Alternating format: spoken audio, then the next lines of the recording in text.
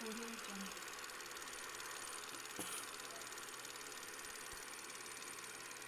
Audio Jungle. Hello guys, this is the channel Science Point Kurukshetra and as you know myself Anjali Sharma। तो हमने अब तक अपनी इस लेसन की 2 वीडियोस डाली हैं जिसमें हमने केमिकल रिएक्शन इक्वेशंस और टाइप ऑफ रिएक्शंस के बारे में किया था। लास्ट वीडियो में मैंने अपने बताया था कि कॉम्बिनेशन और डिकम्पोजिशन रिएक्शन, उसके टाइप और एग्जाम्पल। उसी को आगे बढ़ाते हुए आज की वीडियो जो है हम उसमें पढ़ेंगे डिस्प्लेसमेंट और डबल डिस्प्लेसमेंट रिएक्शन के बारे में। इससे पहले मैं आपसे एक बात कह दूं, सीबीएसई जैसा कि सब जानते हैं, सीबीएसई ने अपने एग्ज़ाम जो है उसकी डेट बोर्ड की क्लियर कर दी है। वो 4 मई से 10 जून तक हैं। तो इस दौरान बच्चों को काफ़ी दिक्कतें आती है भी किस तरह का न्यू पैटर्न आएगा। काफ़ी कोविड की 19 जो पेंडेमिक थी उसकी वजह से काफ़ी सिलेबस डिलीट भी हुआ है, एडिशन भी हुआ है, नया पैटर्न आने वाला है। तो इस लेसन के ख़त्म हो जाने के बाद मैं एक वीडियो डालूंगी जिसमें मैं pattern and how to attempt your question paper उसके बारे में बात करेंगे। So now move to our today's topic, that is displacement reaction. But the displacement reaction is, इसमें ये होता है कि एज वी नो हमारी पीरियोडिक टेबल में 118 एलिमेंट, मोर देन 118 एलिमेंट जो है मिलते हैं। तो डिस्प्लेसमेंट में क्या होता है कि हर एक मेटल की अपनी अपनी रिएक्टिविटी होती है। रिएक्टिविटी को हम सिंपल भाषा में कहें पावर। सो जो एक पावरफुल मेटल होती है, ज़्यादा रिएक्टिव मेटल होती है, वो अपने से कम पावरफुल मेटल को जो है उसके साल्ट में से डिस्प्लेस कर देती है। ठीक है जी। When one high reactive metal displace a low reactive metal, उसके बाद हाई रिएक्टिव मेटल जो है अपना एक अलग साल्ट बना लेती है और लो रिएक्टिव मेटल को जो है रिप्लेस कर देती है, अलग कर देती है।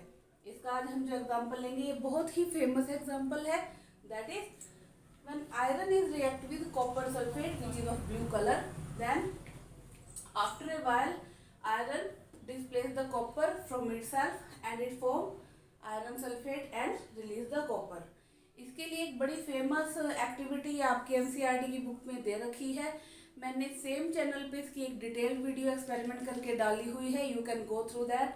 अब इसके बारे में एक और ज़रूरी बात जो मैं बता दूं, बहुत बार क्वेश्चन पूछा जाता है, डायरेक्ट क्वेश्चन कम आता है, डायरेक्ट कम आएगा।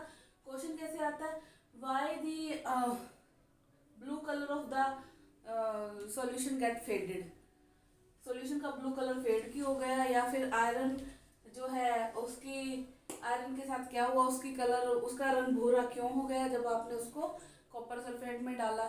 तो जो क्वेश्चन की लैंग्वेज होती है वो it was based upon the conclusion of activity.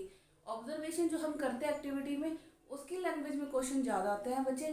तो आप इसको थोड़ा डिटेल में और ध्यान से पढ़े। एग्जाम्पल बहुत ईजी है, हम लोअर क्लासेस में भी इसको पढ़ चुके हैं।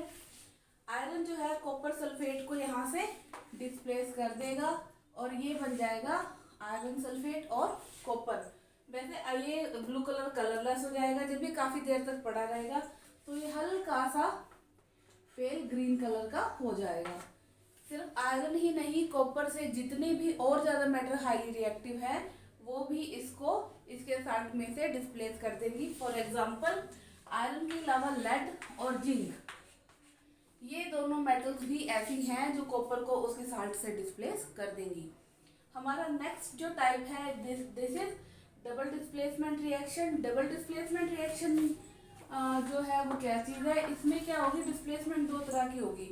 एक मैं स्केलेटल रिएक्शन यहाँ पे करके दिखा रही हूँ। हमारे पास साल्ट 1 है AB और salt second CD।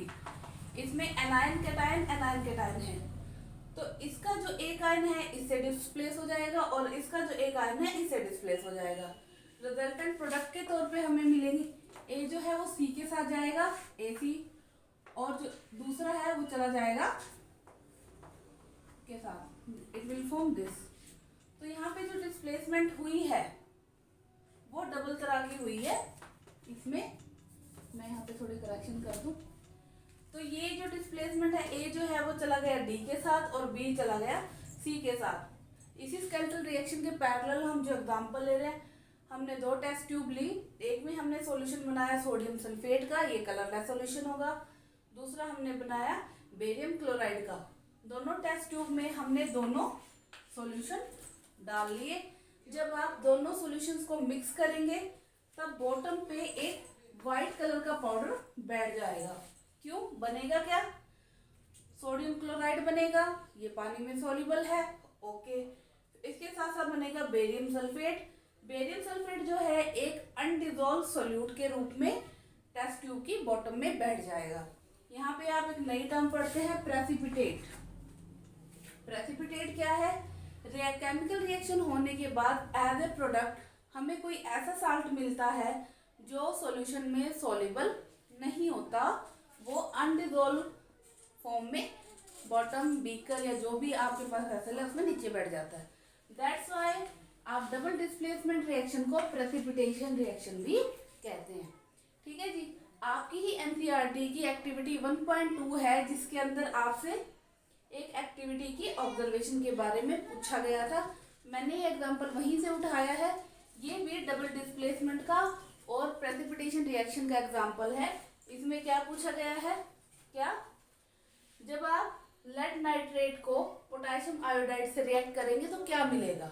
What will you observe after the reaction of lead nitrate and potassium iodide? Listen, we get lead iodide and potassium nitrate.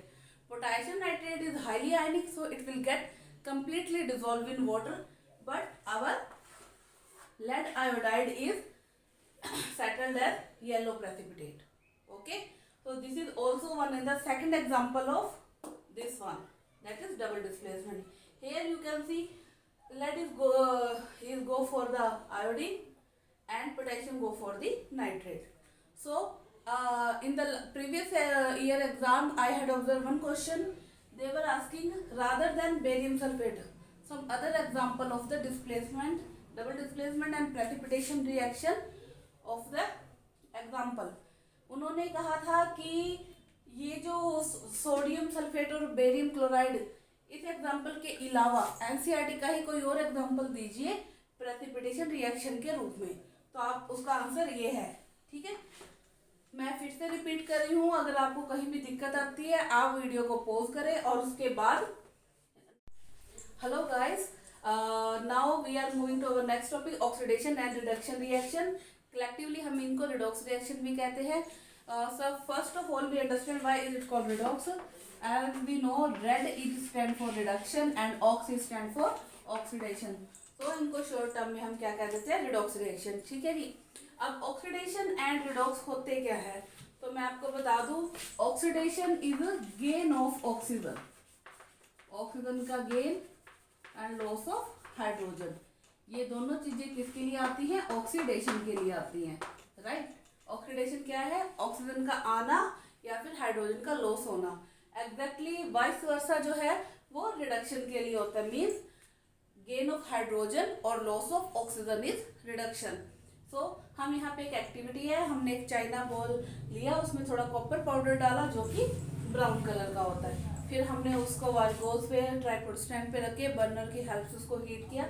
After some time it will get black, ये black colour का हो गया। ऐसा क्यों हुआ? We can understand with this example. Copper जो starting में brown colour का था, जब हमने उसको एटमॉस्फेरिक ऑक्सीजन में हीट किया तब उसका ऑक्सीडेशन हो गया। एटमॉस्फेरिक ऑक्सीजन ने कॉपर से रिएक्ट किया और बना दिया कॉपर ऑक्साइड। जो कॉपर ऑक्साइड होता है that is black in colour. मैं इसको और सिंप्लीफाई कर देती हूँ। एज यू सी, कभी भी कहीं इलेक्ट्रिक सिस्टम है, इलेक्ट्रिक सर्किट है, अगर उसमें कहीं स्पार्किंग हो जाती है तो जितनी भी कॉपर की वायर है प्लास्टिक मेल्ट होने के बाद वो काली हो जाती हैं। ठीक है ना। इन द सेम वे वहाँ पे भी जो स्पार्किंग या बर्निंग होती है वहाँ पे भी कॉपर की जितनी भी वायर होती है उनका ऑक्सीडेशन हो जाता है और कॉपर ऑक्साइड की वजह से वो भी काली हो जाती है। बिल्कुल सेम चीज़ यहीं पे हो रही है। यहाँ पे कॉपर जो है जैसे कि मैंने बताया ये क्या कर रहा है? ऑक्सीजन का गेन कर रहा है। ठीक है जी। ऑक्सीजन का गेन करने की वजह से इसका ऑक्साइड बन चुका है and that is black in colour. तो मैंने यहाँ ये इसको आप सिंबलाइज ऐसे करेंगे, ऐसे एरो लगा के प्रोडक्ट तक जाएंगे और उसके ऊपर लिखेंगे आप ऑक्सीडेशन। अब यहाँ पे जो ऑक्सीजन है वो अपनी मॉलिक्यूलर फॉर्म में थी, लेकिन अब यहाँ पे वो आ चुकी है अपनी एनायनिक फॉर्म में। तो यहाँ पे ऑक्सीजन का क्या हो गया है? Reduction, because oxygen is not in free state. इसी तरह से हम दूसरा एग्जाम्पल करते हैं।